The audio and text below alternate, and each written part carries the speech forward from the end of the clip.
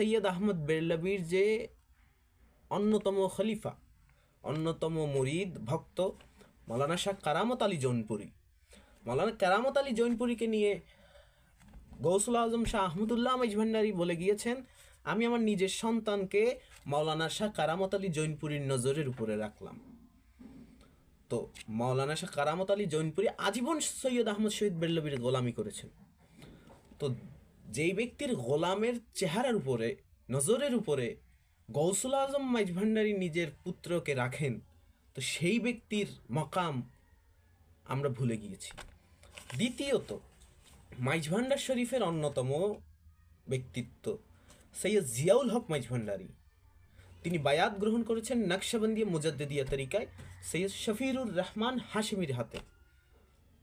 সৈয়দ শফিরুর রহমান হাশেমি তিনি নকশবন্দিয়া মুজাদ্দিদিয়া তরিকার এবং তার সিলসিলা সৈয়দ আহমদ